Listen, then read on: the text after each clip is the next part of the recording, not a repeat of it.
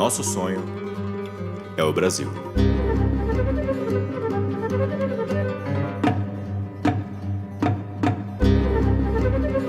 Qual que era, assim, porque os jesuítas, na verdade, eles começaram, de certa forma, eles começaram a cidade de São Paulo, né? O Colégio de São Paulo, aquela coisa toda dos jesuítas, tudo. Então, qual que é o papel dos jesuítas na formação do Brasil? Há uma controvérsia sobre isso, né? O Gilberto Freire, ele fala, inclusive, né, que o Brasil, em muitas medidas, era um país muito mais franciscano, né? Pela sua arquitetura, né? Deveria ser um país muito mais franciscano do que jesuítico.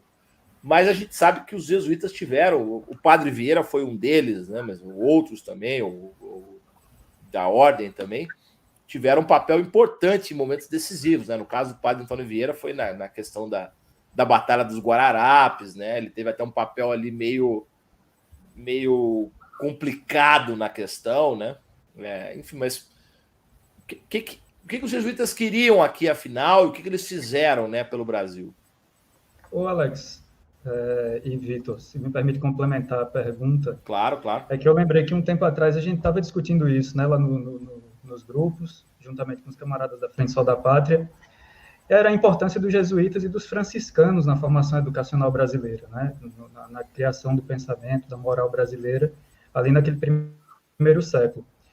E a parte dos franciscanos, né, a parte da história dos franciscanos é praticamente esquecida, porque eles não tinham esse hábito de deixar muita coisa escrita, eles não vinham organizados numa ordem, né, os jesuítas eles só passam a existir ali por volta da terceira ou quarta década do século XVI, né, a ordem do Inácio de Loyola, mas os franciscanos, quando os jesuítas aparecem, os franciscanos já tinham 300 anos aí de estrada, e aí eles chegam aqui no Brasil muitas vezes como náufragos, né, se aventurando, feito malucos, e existem relatos de missões que ocorreram no sul do Brasil, ali no sudeste também, lideradas por franciscanos, muito exitosas, né? Inclusive um desses relatos famosos é do padre José de Anchieta, que viajando pelo Brasil encontrou esses índios, disse que era na faixa de 150 índios, que ele disse que nunca havia visto gentios tão bem educados, tão bem civilizados, e que isso era obra dos franciscanos, né? Que eles tinham outra metodologia. Como a gente sabe, os jesuítas eles eram quase como que uma ordem militar, né? Eles eram uma espécie de milícia, digamos assim, da ordem de Cristo, que foram criadas de uma forma mais combativa, né? Para vir aqui enfrentar as agruras da colonização quase como soldados, né? Ao contrário dos franciscanos, que tinham outra pegada, né? E aí, você falando agora do Casa Grande Senzala, do Gilberto Freire, tem um trecho, na verdade, tem dois trechos lá que eu separei aqui, que ele diz o seguinte, que para os indígenas teria sido melhor o sistema franciscano que o dos jesuítas. E ele diz também que um entusiasta da ordem seráfica poderia, ou seja, os franciscanos, né, poderia sustentar a tese de que o missionário ideal para um povo comunista nas tendências e rebelde no ensino intelectual, como o indígena, teria sido franciscano. Pelo menos o franciscano em teoria, inimigo do intelectualismo, inimigo do mercantilismo, lírico na sua simplicidade, amigo das artes manuais e das pequenas indústrias, e quase animista e totemista na sua relação com a natureza, com a vida animal e vegetal. Isso é o Gilberto Freire lá no Casa Grande Senzala, né, escrevendo bem demais. Estilo inconfundível, acho, né? Estilo inconfundível. O estilo dele é. E isso é uma coisa que eu acho muito interessante, porque a base da educação formal brasileira está certamente nesse catecismo, né, liderado inicialmente por franciscanos e jesuítas. E aí, se você puder comentar, né, o papel dessas ordens na educação brasileira, e depois de tantas outras, né, a gente tem ainda hoje a presença de beneditinos, lourdinas, salesianos, maristas e tantas outras correntes do catolicismo que coordenam, digamos assim, o projeto de educação brasileira. Olha que coincidência, eu estava, um pouco antes de começar aqui a live, eu estava exatamente lendo esse trecho do Gilberto Freire, está aqui a aba do computador aberta, inclusive, né? Bom, mas, enfim, falar sobre o papel dos jesuítas, né, e sobre essa educação jesuítica e franciscana. Eu acho que, de certa forma, o próprio... o que o Daniel falou aí a respeito dos franciscanos não serem muito preocupados em guardar registros, né? Acho que eu posso começar por aí, né? Porque os jesuítas, de certa forma, parte da história do Brasil nesse período da colônia, a gente deve, da história escrita, registrada da história do Brasil, a gente deve aos jesuítas, desculpe, né? Os jesuítas, eles sempre foram muito preocupados não só em guardar esses documentos, mas, sobretudo, em registrar. Eu conto aqui, faço um parêntese para contar uma anedota. Uma pesquisadora que eu conheço, ela estava escrevendo a respeito da história de uma igreja, né? E aí ela percebeu que nos livros de tombo tinham lacunas ali, né? E aí ela ficou muito preocupada, porque essa história ficaria muito incompleta. E o padre da época era um padre jesuíta. E daí ela mandou uma mensagem, né? Eu não sei se para a província desse padre ou se foi para a arquidiocese, enfim. Eu sei que enviaram para ela um CD, né? Um DVD, sei lá, com os diários desse padre. E aí alguém disse assim, não, porque é hábito aqui entre nós a gente registrar tudo no diário. Então ela conseguiu riqueza de informação sobre aquele período que no livro de tombo não tinha nada, porque o cara tinha essa preocupação, né? O Frei Basílio Hall, ele tem, que é franciscano, né?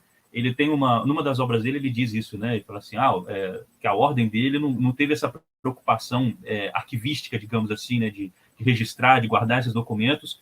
E aí, falando exatamente da importância da educação franciscana, que é muito mais duradoura do que a jesuítica, obviamente, porque a partir de 1759 os jesuítas são expulsos daqui e os franciscanos permanecem, mas ele diz que infelizmente ele não tem como, os franciscanos não tinham instrumentos o suficiente para poder cotejar esses dois modelos de educação, essa educação franciscana centrada no trabalho, né, na disciplina, e essa educação jesuítica mais, como é que eu posso dizer, mais catequética mesmo, porque, afinal de contas, os franciscanos não tinham documento.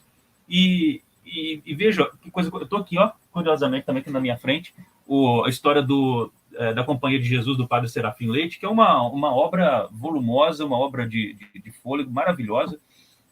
10 volumes, né? São 10 volumes, né? 10 volumes, né? É uma obra fabulosa, fabulosa. E que ele descreve... Isso aqui não é uma obra só da história da Companhia de Jesus, isso aqui é uma história do Brasil, né? Você veja que o próprio padre Rui Pereira, né, lá por... Eu não sei a data exatamente, mas eu sei que é a década de 1540. O cara, quando escreve as cartas, né, manda para Portugal descrevendo o Brasil, né, é um dos nossos primeiros trabalhos de história, antes, inclusive, do próprio Frei Vicente de Salvador, né, com a sua História do Brasil, que é franciscano, né?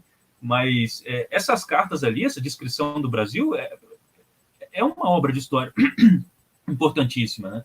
Então, eu acho que o grande legado dos jesuítas é isso. Eu tenho a impressão, e isso aqui eu precisaria obviamente, de pesquisa para poder afirmar com muita segurança, mas é uma impressão de que enquanto os franciscanos eram mais urbanos, digamos assim, né? Você pega, por exemplo, onde é que ficavam ali as casas dos franciscanos, né?